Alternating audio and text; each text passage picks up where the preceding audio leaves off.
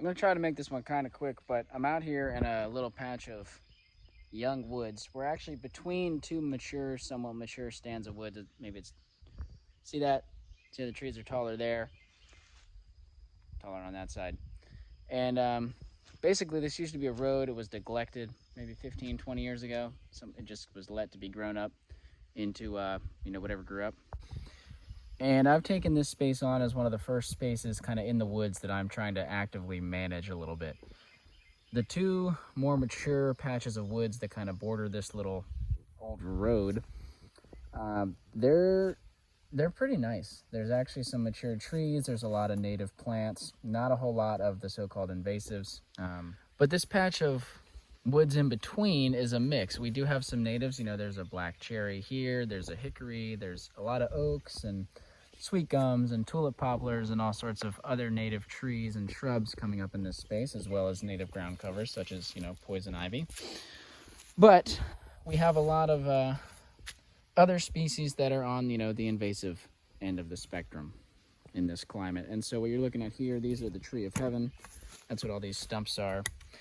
And I'm trying to remove these using somewhat unconventional means, and I want to talk a little bit about that experiment, what I'm doing, why I'm doing it, and just kind of documenting the journey. And I want to use this as an example case for many of the so-called invasive, woody species or trees, really, and just kind of not just focusing specifically on tree of heaven, but this could be any sort of non-native tree that poses an issue in our ecosystems here in the Southeast. And some ground rules for how I approach this situation. I'm not at war with these plants. I don't hate them. I'm not mad at them for being here. All right? They are trying to serve a role in the environment, and it's our fault generally that they're here. It's damage that our culture has done to these ecosystems that has created circumstances in which these so-called invasives can thrive. Knowing there's all that. At the same time, I do think we need to do something about these species. I don't take a do-nothing approach. I do think we should be actively managing and trying to control these species. Like I said, I don't see it as a war. We're never going to fully eradicate them. They're here now. We're never going to get fully ahead of all the seed and all the plants out there, but we need to do what we can in an appropriate manner to control some of these species. And really, we're just trying to get to a more balanced position in the ecosystem. And so let me talk about in this situation how, with the tree of heaven in this little patch, how I'm trying to go about that. So you can see a lot of stumps in here. This is a really thick patch. And what I noticed was a lot of the trees were going to seed last year. And I don't want this tree to spread to more areas on the farm. We have some disturbed areas, around the edges of the fields where I'd like these to not get a grip. And so I wanted to cut the trees down. Now, anytime you cut a woody species, there's potential for them to resprout, stump sprout.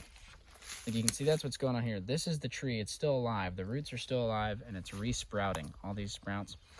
Now, it's May at the time of me filming this. For context, I cut these trees in the winter when they were asleep because that's when I had time to do it. I came out at the beginning of May, and there was a lot more stump sprouts. I cut them all down with a hatchet. It took me about 15 minutes. It was pretty fun. Easy wood to cut. And I'm gonna have to come back out here again a few more times throughout the growing season, as you can see, because the trees have energy. They're just gonna keep resprouting.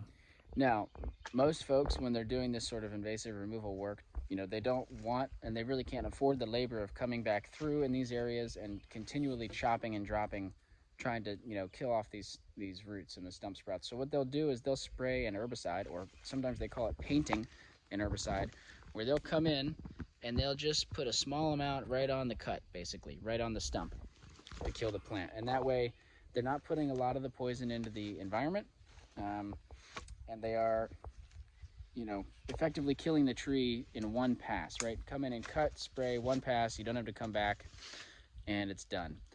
Now, I'm not judging that at all. I think there are certain situations where that's appropriate, where that's called for, but it's not for me. I'm not willing to spray any of the poisons. First of all, I'm not personally willing to touch the stuff. I just don't want to deal with it. It's just, I don't want to.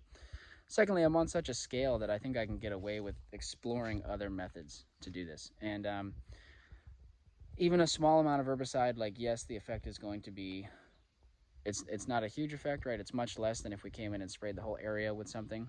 Spot spraying is definitely is better than that, but it's still a small amount of herbicide, and a lot of these herbicides are water soluble. They get into the water, they're going to wash off parts of the tree, and they will get into the soil surrounding the where you spray, right down on the forest floor here. And there are lots of native plants trying to also grow in the area. And I do not think that spot spraying these stumps would kill native plants, but it might harm them, right? It might have an impact on their health because some of the microbes in this area are going to be killed by the herbicide. That's my concern, is killing microbes in the soil, having any sort of detrimental effect on microbial populations or diversity in the soil. That's my concern with the herbicide spraying at any level. Anyway, enough about that. I think you get the gist as to why I'm not spraying.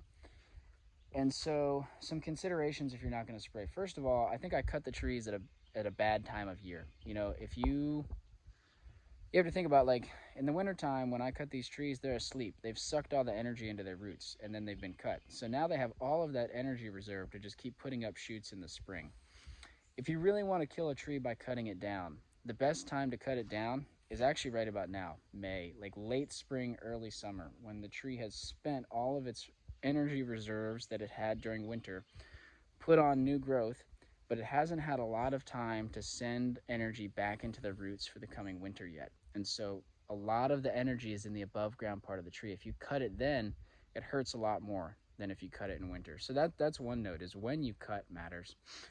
The other thing, well, there's a lot of other things, but one thing that I want to note is this is a really good mulch plant. We're dropping a lot of green material. If I'm coming out here, it's a small area. I can come out once a month and spend 15-20 minutes chopping these branches down. It's a lot of mulch going on the ground. I don't really have any way to effectively, collect the mulch and transport it somewhere else, so it's going to be used here. But that's definitely a positive thing, right, for the ecosystem, for the forest ecosystem, is putting down more mulch. And there's also, look at all these logs on the ground, food for fungi, basically, habitat. So there's definitely some benefits to removing these guys. They're fulfilling a role, right? They're helping feed the next layer of succession in this zone. The other thing is shade. I don't know how long these stumps are going to have stamina for. Even if I cut them in May and then keep coming back and cutting the stump sprouts, I don't know how many years this will go on. And so I have a lot of native trees, as you can see. Here's a hickory, there's an oak, another oak, with this wild cherry. It's a hickory up here. Look at that big tulip poplar up there, So these native trees are going to quickly, within a matter of a few years, shade out, close the canopy here. And I think that specifically the tree of heaven and many other, invasive species, they really thrive in damaged ecosystems, disturbed areas where there's lots of access to sunlight. So I'm anticipating that between cutting and shading out, that these trees are going to go to sleep. I may be proven wrong. We'll see. I may have to, adapt and adjust down the road if this isn't working out. Obviously, there are species that, are adapted to the shade, which can be an issue. You can't really rely on shading them out because they are adapted to shade, such as something like privet, right? Anyway, I'm going to get back to what I was doing, which was basically taking a morning walk, getting the lay of the land, just observing things. And I do want to note that there are some other ways you could go about this other than cutting and spraying and herbicides and all that. If you were to come in here with fire, I would imagine you could kill a lot of these trees with fire, right? I don't believe the tree of heaven is fire adapted. I need to fact check myself on that, but there are many invasive species that are not fire tolerant, okay? And a lot of our native species in this part of the world are. So if you could come in with fire, that's a great way. Now you got to do it at the right time of year. You have to be safe. You may have to burn several times to really eliminate all of the species that you don't want, but burning is another, just another method where you might not have to spray any herbicide and you can still get your desired effect. Your overall, if you do it, the proper way, you're going to have a positive effect on the ecosystem. Animals is another way, bringing in rotations of animals. Animals are not going to be selective. They're going to eat almost everything. So it will be kind of a reset and a disturbance. However, these ecosystems are adapted and evolved with animal disturbance, right? Bison used to live here. All sorts of other animals used to roam through this area. And so as long as we're reasonable and we're moving the animals in quick, in and out quick. You know, high density, short duration. I think a lot of these plants, the native plants, will rebound harder than the invasives, I would imagine. So having some sort of animal management plan is another route that you could go for removing invasives in a situation like this. And again, without herbicide, I think this could be successfully done. With burning and with animals, you know, you may still want to couple that with some selective cutting at a specific time of year. And that's kind of all I got at the moment. Like I said, I want to try to keep this short. It's probably already longer than I thought it would be.